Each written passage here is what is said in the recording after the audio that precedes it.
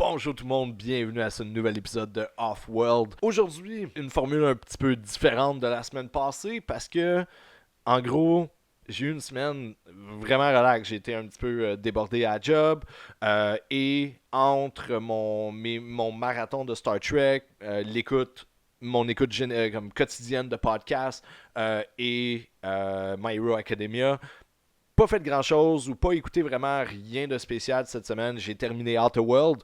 Vous pouvez aller écouter l'épisode de Off-World de la semaine passée pour mes impressions, ou si ça vous intéresse d'en savoir un petit peu plus sur le jeu, allez voir World 1 où est-ce que j'explore les premiers moments du jeu. Donc cette semaine, vraiment tranquille. Donc il y a seulement 2 points qui ont vraiment attiré mon attention cette semaine. Et aujourd'hui, je vais vous en parler. Donc, premier point, c'est Horizon Zero Dawn 2. On a eu quelques nouvelles supplémentaires. Donc, aujourd'hui, je vais vous nommer les 5 choses que j'aimerais voir dans Horizon Zero Dawn. La deuxième chose, c'est que j'ai finalement allumé que Disney Plus, le service Disney Plus allait sortir mardi. Donc, si vous écoutez l'épisode en date de diffusion, donc lundi, Disney Plus est disponible pour vous, est disponible demain avec sa grande et vaste bibliothèque. Donc, je vais aller en détail dans les 5 premières choses que je pense écouter à la sortie de Disney+. Alright gang, premier sujet de la soirée, Horizon Zero Dawn 2. Qu'est-ce que c'est Horizon Zero Dawn? C'est long à dire. Horizon, un jeu qui est sorti sur PlayStation, exclusif à la PlayStation par le studio Guerrilla Games en 2017. Ça a été un succès critique, ça a été un succès au niveau des ventes. C'est un jeu qui est extraordinaire, qui a créé une nouvelle icône pour la grande famille de PlayStation. Donc Aloy est venu rejoindre les rangs de Nathan Drake, Crash, Ratchet, etc. Donc, c'est maintenant une mascotte. C'est juste le terme que j'aime pas, là, le fait qu'elle soit devenue un symbole à l'intérieur de PlayStation est vraiment remarquable. Horizon est définitivement un des jeux que je recommande le plus pour tout joueur de PlayStation. Horizon est un jeu extrêmement important dans l'histoire de la génération actuelle de consoles, si on peut dire ça.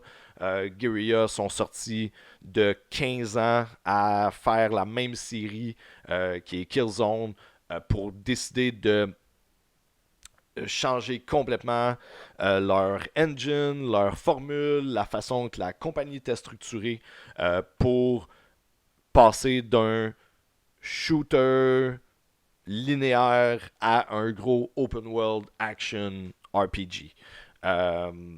Et ils ont réussi à, comme je l'ai dit, créer un symbole pour PlayStation.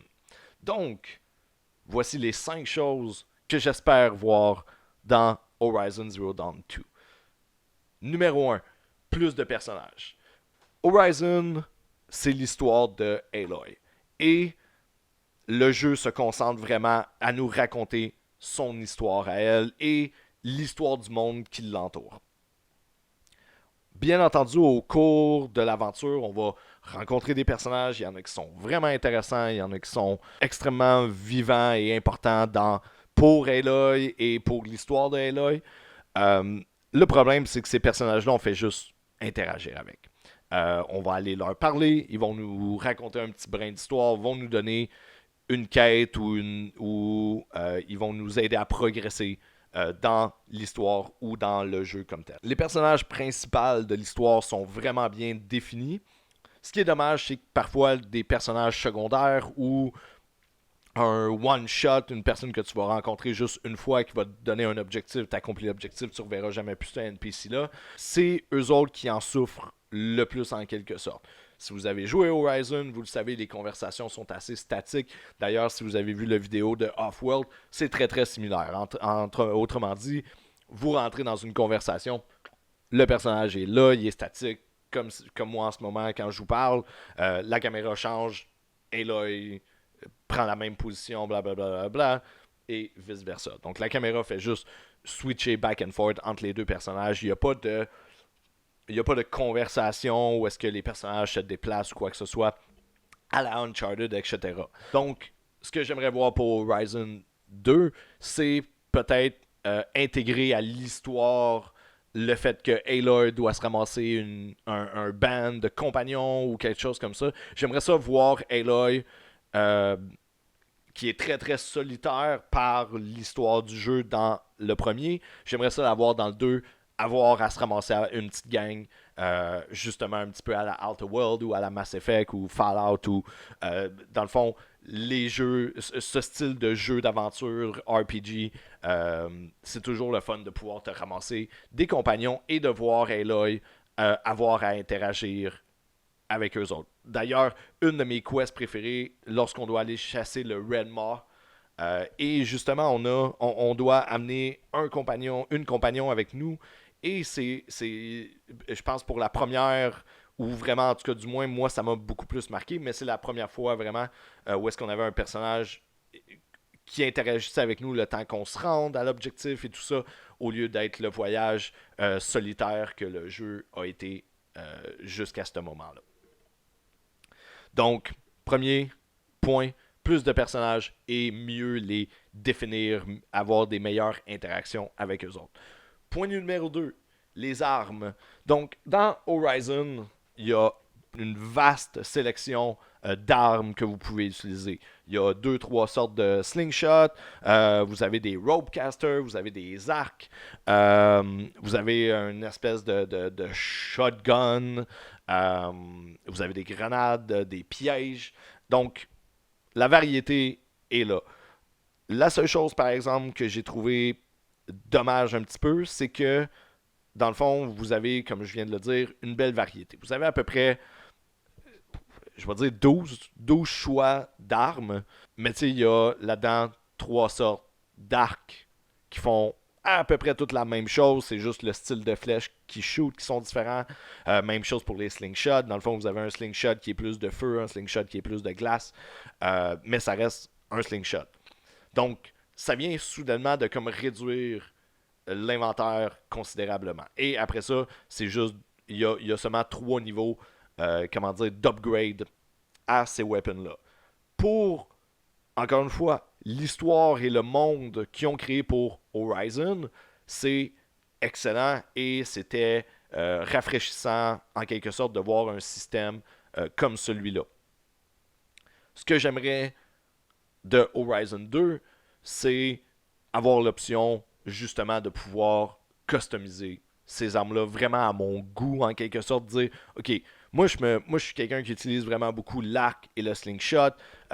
Oui, je vais mettre des pièges, mais c'est pas vraiment ma priorité. Fait que j'aimerais ça pouvoir dire, ok, cool, moi j'ai besoin plus souvent de ma ice grenade puis ma fire grenade, puis c'est ça que j'aime utiliser. Donc j'aimerais ça pouvoir dire, au lieu d'avoir à choisir entre mon slingshot de feu ou mon slingshot de glace, juste dire ça c'est mon slingshot et voici ce que je décide de mettre à l'intérieur. Donc un petit peu de customisation à ce niveau-là serait vraiment vraiment apprécié et de pouvoir faire l'upgrade que moi je désire faire sur ce weapon-là. Comme autrement dit, lorsque tu upgrades ton weapon, c'est que dans le fond tu achètes les weapons de différentes tribus, puis il y a des tribus qui sont plus fortes que d'autres. Donc, si tu achètes l'arc des Karja, ben, il va être plus fort que l'arc de l'autre clan à côté. Moi, ce que j'aimerais, c'est juste avoir un arc, mais de pouvoir dire, ok, cool, parce que je lui mets une poignée Karja, j'ai un meilleur contrôle, parce que j'y mets le bowstring de tel autre, j'ai un meilleur recoil, des affaires comme ça. J'aimerais ça qu'au lieu de ramasser les armes des différents clans et qui soit plus fort que le précédent. J'aimerais ça ramasser des éléments de différents clans afin de customiser mon propre weapon à mon goût et d'aller chercher les différents, comment dire, les différents attributs que j'aime des différents clans. Les Karja sont plus forts, les autres ont un meilleur camouflage, des choses comme ça. Même principe pour les armures. Donc ça, c'était mon numéro 2. Pas nécessairement une plus grande variété de weapons, juste plus d'options pour vraiment personnaliser chacun de mes weapons. J'aimerais mieux avoir 6 weapons que je peux personnaliser de 1000 façons différentes plutôt que d'avoir 1000 weapons qu'il faut absolument que je pick and choose. Numéro 3, Aloy elle-même. Aloy, je l'ai dit, c'est un personnage qui est devenu rapidement une icône. Aloy est un symbole de force, de féminité, de courage, euh, d'émotion. C'est un personnage qui a une belle histoire et la façon qu'elle va découvrir le monde qui l'entoure est extraordinaire. Incroyablement interprété par une de mes préférées, Ashley Butch, dont je massacre le nom à chaque fois que je le dis. Allez voir l'épisode de Outer World encore une fois. Aloy, je l'adore et j'espère que l'histoire va continuer vers elle. Sauf que Horizon a bien, comment dire, complété son histoire à elle. Maintenant, ce que je veux voir, c'est l'histoire du monde et voir comment Aloy va influencer ce monde-là. Je m'explique exactement, ok? Autrement dit, Horizon 1 était concentré à... Aloy était, en même temps d'être le protagoniste, était le mystère qu'on devait découvrir dans le jeu. Et ils ont fait un excellent travail à nous expliquer qui était Aloy, de où elle vient, c'est quoi ses motivations. Et à la fin du jeu, on a vraiment une excellente conclusion pour répondre à toutes ces questions-là. Maintenant, ce qui nous reste à la fin d'Horizon 1, c'est un personnage, je vais le mettre quote-unquote, accompli en quelque sorte. Elle est rendue... À la fin d'Horizon, Batman met finalement sa cape et son masque et est Batman. Donc, Aloy, à la fin de Horizon, est Aloy. Donc, maintenant, ce que j'aimerais de Horizon 2, c'est prendre Aloy et maintenant la mettre dans une histoire pas nécessairement plus grandiose parce que l'histoire, la grande finale du premier est vraiment bien. Mais que maintenant, Aloy soit plus le focus, mais bien ce qui nous permet, c'est le véhicule de l'histoire et non l'histoire elle-même. Donc, numéro 3, s'éloigner d'Aloy et aller explorer l'histoire de Horizon. Parce que Dieu seul sait qu'il y a des plot points qui restent à conclure et j'ai hâte de voir comment ça va se développer. Numéro 4, le monde lui-même. La map, si on veut, de Horizon. Horizon est un jeu qui est sublime à regarder. Personnellement, je considère que c'est le plus beau jeu visuellement de la génération actuelle. C'est le monde, les couleurs ressortent. À chaque fois que tu arrêtes de bouger dans le monde, tu peux screenshot ça et en faire un wallpaper.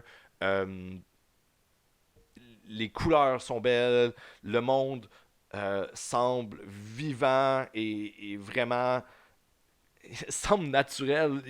C'est une des rares fois dans un jeu vidéo où est-ce que j'ai pas le feeling que le jeu a été construit. Je vous explique. Je pense que je vais prendre Metal Gear Solid 5 comme mon exemple.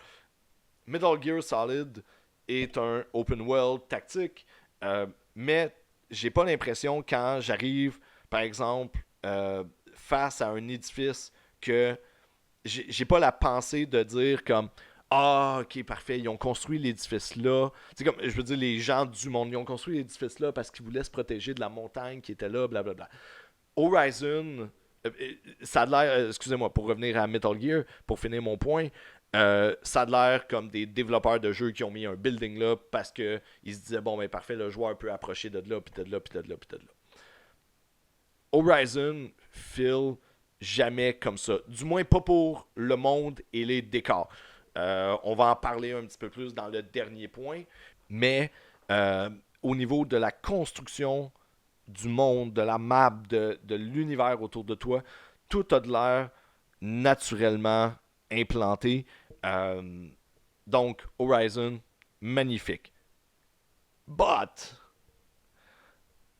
le manque de variété de biomes se fait sentir légèrement dans le jeu. Heureusement, le jeu n'est pas assez long pour que ça finisse par te tanner ou que tu finisses par être écœuré de voir un certain décor.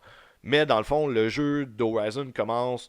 T'es dans un environnement qui est montagneux, c'est des grandes forêts, c'est des rivières, c'est des lacs, c'est très très vivant avec la nature partout. Et le deuxième biome, en gros, c'est un désert montagneux style Grand Canyon et Nevada. L'expansion t'amène dans le troisième biome qui est simplement un monde de glace et de neige et de montagne. Donc, malgré que ces biomes-là, comme je l'ai dit, sont absolument sublimes, et même le désert est intéressant à naviguer parce que c'est des grands piliers de roches et tout ça. Tu te sens, comment dire, oppressé par le décor, tellement c'est des cliffs puis des choses comme ça. Puis pour déjà avoir été dans le désert du Nevada et au Grand Canyon, décidément, dans le jeu, je ressentais le même feeling que lorsque j'y étais. Donc pour Horizon 2, ce que j'aimerais beaucoup, c'est simplement légèrement un petit peu plus de variété. J'aimerais ça que le monde soit un petit peu plus gros. Pas nécessairement besoin d'aller Witcher ou je le dirai plus Breath of the Wild gros. Simplement un petit peu plus gros que le Horizon qu'on a actuellement, mais simplement de définir plus de zones et plus de biomes. Et aussi, j'aimerais que l'histoire nous amène mieux à travers les différents biomes. Dans le fond, Horizon, on commence dans la forêt, on finit dans le désert, et il nous donne jamais vraiment, à part à la fin du jeu, il nous donne jamais vraiment une raison de revenir dans la forêt pour aller faire quoi que ce soit. Donc, plus de biomes, légèrement plus grosse map et surtout une raison d'aller de se promener d'un biome à l'autre et d'avoir à revenir un petit peu. Donc ça, c'était mon point numéro 4. Point numéro 5, les ennemis. Décidément, les dinosaures robots sont les méga stars de ce jeu-là et j'ai absolument zéro, niet, aucune complainte à faire, aucun point négatif à dire sur les robots. J'en veux juste plus. Plus de variété, plus de sortes. Je veux des nouveaux ennemis avec des nouvelles façons de les déjouer, qui ont des nouveaux weapons, qui peuvent me piéger ou des choses comme ça. Je veux juste plus de dinosaures et plus de façons de les aborder et de les confronter. Parce que personnellement, Horizon est le jeu qui me donne le plus gros feeling de commencer le jeu en étant vraiment la proie et avoir à me cacher parce que ces dinosaures-là peuvent me tuer comme ça à finir le jeu et Redma, no problem, I'm gonna go hunt that bitch. Donc, Horizon me donne vraiment ce feeling-là de devenir le chasseur à la fin du jeu. Tout au long de ta progression, tu vois la curve. Tu vois très bien la curve de proie à chasseur. Donc, je veux juste plus de prédateurs et je veux juste plus de proie. Par exemple, là où j'aimerais voir une énorme comment dire, amélioration, c'est plus au niveau des ennemis humains. Tantôt, j'ai parlé que ce qui est une des choses les plus intéressantes du monde de Horizon, c'est que jamais, en tout cas pour moi, donne l'impression que c'est les développeurs de jeux qui ont construit le monde. On dirait vraiment que le monde a été habité, puis que les choses sont à la place qu'ils sont pour une raison que seule l'histoire peut t'expliquer.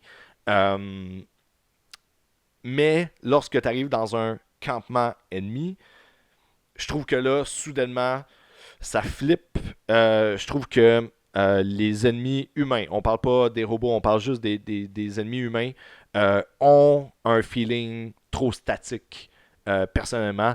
Euh, on dirait une mission d'infiltration dans Arkham Asylum. Les humains vont être plantés là, ils vont faire une ronde qui est très, très euh, statique, encore une fois. Donc, c'est juste, les campements humains deviennent simplement un puzzle que tu dois résoudre à trouver la bonne approche, en quelque sorte. Ou juste rentrer dans le top et toutes les tuer. Donc, j'aimerais ça que, le AI humain soit mieux géré, peut-être. Simplement donner, peut-être mettre moins de monde d'un campement, mais mettre des membres. Parce que, dans le fond, affronter les humains dans ce jeu-là, c'est quasiment. C'est le point le plus faible du jeu. Parce que, en gros, c'est soit que tu les frappes avec ton épée, puis ils tombent quasiment comme des poubelles, euh, ou il n'y a pas de. Il n'y a pas vraiment de challenge à affronter un humain, à part le fait qu'ils sont beaucoup dans la gang. Euh, Fait que c'est plus que tu te fais assaillir de tous les bords que l'adversaire qui est devant toi est difficile à tuer.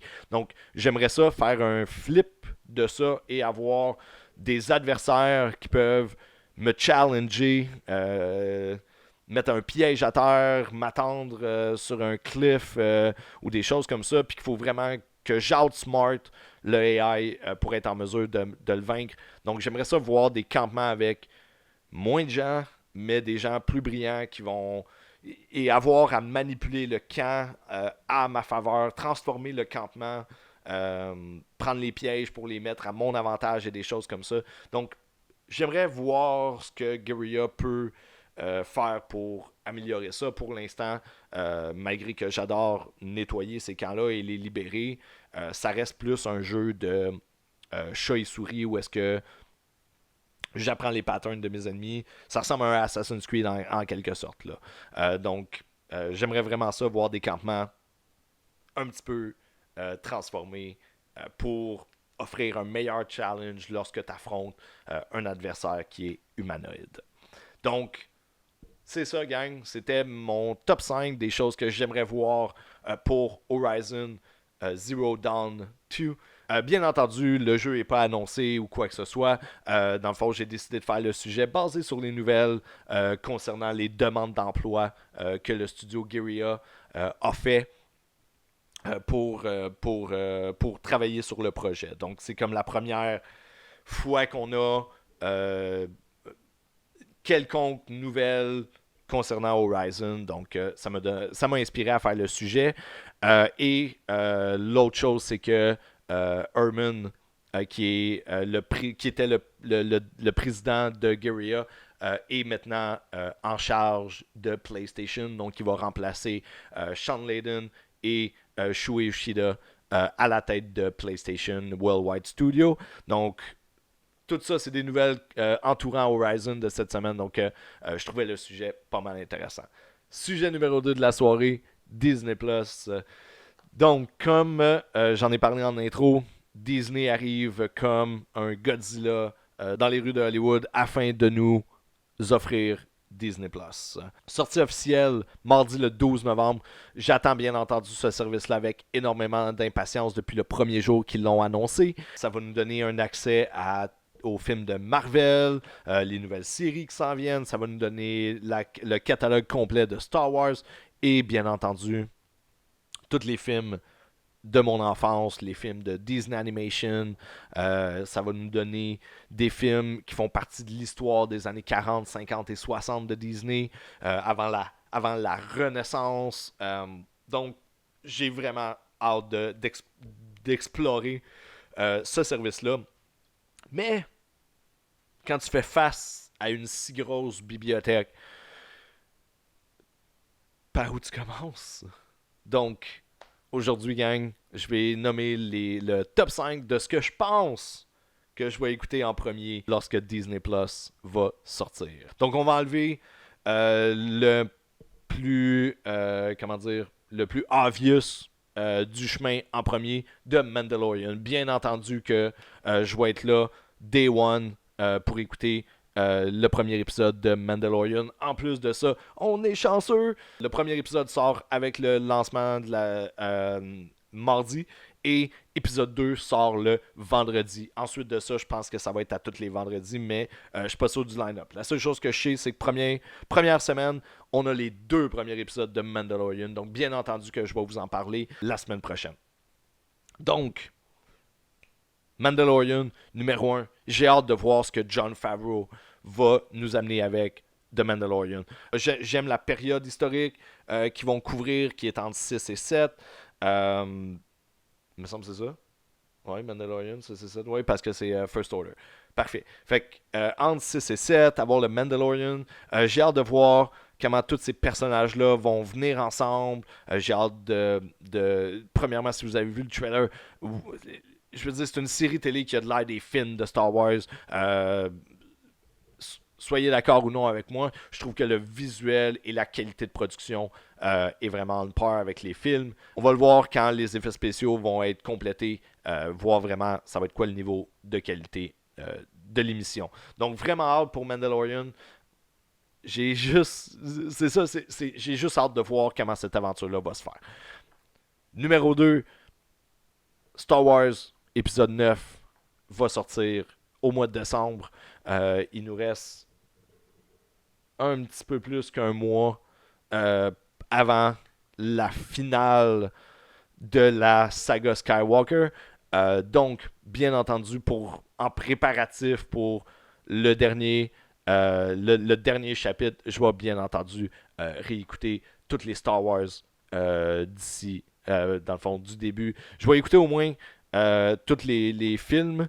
Je vais essayer de me mettre à jour sur certains lore avec Rebel et la nouvelle série dont le nom m'échappe. Mais je vais principalement juste me faire un énorme marathon de films de Star Wars avant la sortie de Rise of Skywalker au mois de décembre. Numéro 3, retour vers mon enfance. Donc, les classiques de Disney, les classiques de Disney Animation vont être disponibles à la sortie. Donc, on parle de Blanche-Neige jusqu'à The Princess and the Frog. Je vais expliquer dans une autre vidéo pourquoi je fais cette distinction-là et que j'amène pas les Frozen et autres de ce monde dans le foil. Donc, vraiment, on parle animation 2D, classique ou digital. Je vais bien entendu vouloir réécouter ces films-là. J'ai hâte de voir. Il y a beaucoup de ces films-là que j'ai pas vus depuis des années et des années, depuis l'époque de mes boîtes Black Diamond. Donc, il y a beaucoup de ces films-là. Les Rescuers, j'ai hâte de revoir ça. En français, c'est Bernard et Bianca. J'ai hâte de revoir, surtout les premiers. Blanche-Neige, Blanche-Neige, La Belle au bois dormant. Cette époque-là, dans le fond, l'âge d'or de Disney que j'ai hâte de revoir. Et, bien entendu, toute la renaissance de Disney avec le Roi Lion, Aladdin et tout ça. Donc, bien entendu, revisiter ces films-là qui sont tellement, tellement importants pour moi, ça va être quelque chose d'extraordinaire. Numéro 4. Mon numéro 4 n'est pas, comment dire, spécifique. Mon numéro 4, c'est d'explorer une région de Disney que je ne connais pas, mais pas pantoute, et c'est Disney Channel. Disney Channel qui est, dans le fond, responsable pour les musicals, les Boy Meet World, et ces choses-là. La télé américaine, on va dire jeunesse familiale, dans les années 90 et début 2000, était énorme. L'influence était énorme. Et en étant québécois, canadien, j'ai pas été nécessairement... j'ai pas été exposé à toutes ces émissions-là. Donc, ça va être vraiment, vraiment intéressant pour moi d'aller explorer ça. Je dis pas que je vais me taper toutes les saisons de Boy Meet World ou que je vais me faire des marathons à plus finir. simplement dire que j'ai hâte d'aller simplement découvrir ça, aller faire un petit peu plus de recherche derrière la production et tout ça de ces shows-là qui n'ont pas marqué ma vie, mais par le fait que je suis un fan fini de Disney, je connais l'existence, mais j'ai jamais eu la chance, ou du moins j'ai jamais pris le temps d'aller écouter et apprécier ces émissions-là. Donc ça va être des belles découvertes, j'ai vraiment l'impression, et j'ai vraiment hâte de les faire. Et numéro 5, the last but not the least, Marvels. Les 23 films de Marvel ne seront pas nécessairement disponibles à l'arrivée, mais ils vont l'être entre-temps. Donc, bien entendu, le plus possible. J'aimerais ça me refaire un marathon de la Infinity Saga, partant de Iron Man et allant jusqu'à Far From Home. Du moins Avengers, parce que je sais pas ça va être quoi le deal entre Sony et Disney pour avoir Spider-Man sur la plateforme, mais au moins réécouter de Iron Man jusqu'à Avengers Endgame presque d'une shot serait un marathon que j'envisage et que j'attends de pouvoir faire avec énormément d'impatience. Donc, pourquoi? Parce que Marvel a été, pendant les 10 dernières années, un des piliers de ma vie. C'est quelque chose qui a marqué des sorties entre amis, des sorties en famille, qui a transformé une grosse partie de l'industrie du cinéma et des jeux et tout ça avec eux. Donc, bien entendu, j'espère pouvoir... j'ai hâte d'avoir la chance de pouvoir me retaper 10 ans d'histoire en espérant aller chercher les mêmes feelings à la fin de Endgame que j'ai eu quand je suis sorti de la salle de cinéma la première fois que je l'ai vu. Donc, gang, c'était ça. C'était mes 5 choses que j'attends le plus de Horizon Zero Dawn 2 et les 5 choses que je pense écouter en premier lorsque je vais avoir mon abonnement de Disney Plus actif. Merci beaucoup d'avoir été avec moi encore aujourd'hui pour ce nouvel épisode de Off-World. Si vous aimez ce qu'on fait, venez voir la page de Simple Tale Studios sur YouTube et on sort les nouvelles sur Facebook, Twitter. On est en audio pour Off-World sur la plateforme SoundCloud pour l'instant. D'autres plateformes vont suivre dans le futur. Donc, merci beaucoup d'avoir été avec moi. On se revoit la semaine prochaine. Ciao, guys.